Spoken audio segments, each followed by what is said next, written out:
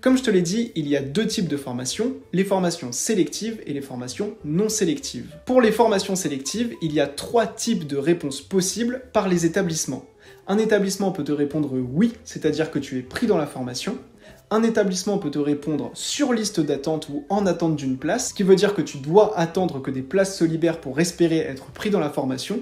Et l'établissement peut également te dire non, c'est-à-dire que tu as été refusé et que tu ne pourras pas aller dans cet établissement. Pour les formations non sélectives, trois possibilités également. Soit oui si, tu seras pris dans la formation si tu suis un parcours complémentaire, par exemple une remise à niveau en mathématiques, pour pouvoir rentrer dans le cursus et rentrer dans la formation. Et tu peux également être sur liste d'attente, tu dois attendre qu'une place se libère pour intégrer la formation. Alors attention, car il y a une petite chose à savoir pour les formations non sélectives. Il faut savoir qu'on dit qu'il n'y a pas de sélection, mais évidemment il y a toujours un nombre de places maximum. Les places ne sont pas illimitées dans les établissements. Et il faut savoir que pour les formations non sélectives, la priorité est donnée aux élèves qui sont dans l'académie de la formation. Donc si tu n'es pas dans l'académie d'une formation non sélective et que la formation non sélective n'a plus de place, tu peux être refusé théoriquement de la formation. Donc il faut faire très attention à ça et je dirais même considérer qu'en fait il y a une sélection pour toutes les formations et donc donner le meilleur de soi-même pendant l'année et au bac.